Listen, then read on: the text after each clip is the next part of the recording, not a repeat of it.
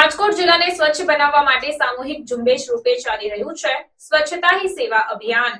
મળતી વિગતો અનુસાર વડાપ્રધાન નરેન્દ્રભાઈ મોદીની પ્રેરણા થકી રાષ્ટ્રવ્યાપી સ્વચ્છતા હી સેવા ઝુંબેશ અંતર્ગત ચાલી રહેલી સ્વચ્છતાલક્ષી પ્રવૃત્તિઓમાં નાગરિકો જોમ જુસ્સા સાથે ભાગ લઈ રહ્યા છે।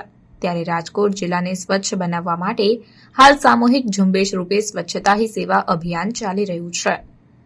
સ્વચ્છતાની આ યાત્રામાં તમામ નાગરિકોની ભાગીદારીને સુનિશ્ચિત કરીને સ્વચ્છ ભારતની સંકલ્પનાને સાકાર કરવા માટે રાજકોટ કલેક્ટર અને જિલ્લા વિકાસ અધિકારીના કુશળ નેતૃત્વ હેઠળ અને માર્ગદર્શન હેઠળ વહીવટીતંત્ર દ્વારા પણ પ્રતિબદ્ધતા દાખવવામાં આવી છે।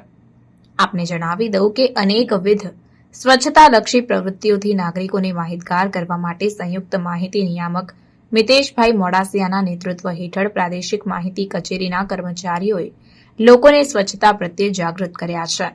પ્રચાર પ્રસાર સાથે માહિતી કચેરી રાજકોટના કર્મચારીઓએ કચેરીની સાફ સફાઈ અને ફાઇલ વર્ગીકરણની કામગીરી કરીને સ્વચ્છતાનો સંદેશો આપ્યો।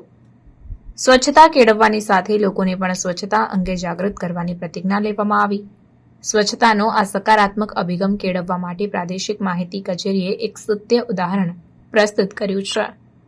ઉલ્લેખનીય છે કે રાજકોટ જિલ્લામાં ચાલી રહેલા સ્વચ્છતા હી સેવા ઝુંબેશ અંતર્ગત જિલ્લા વહીવટીતંત્રની સાથે પ્રજાજનોની ઉત્સાહભેર ભાગીદારી નજરે પડી રહી છે। ઝુંબેશ રાજકોટ જિલ્લામાં 14 સપ્ટેમ્બરથી 31 ઓક્ટોબર સુધી લગભગ 1.5 મહિના ચલાવવામાં આવશે।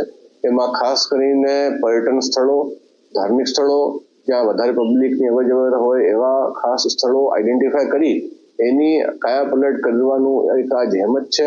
એમાં ખાસ જે ભાર છે આ જનભાગીદારી છે, એટલે સામાજિક, ધાર્મિક, રાજકીય આગેવાનો સાથે દરેક જનગણ એમાં જોડાય એ દિશામાં પ્રયાસ કરવામાં આવશે।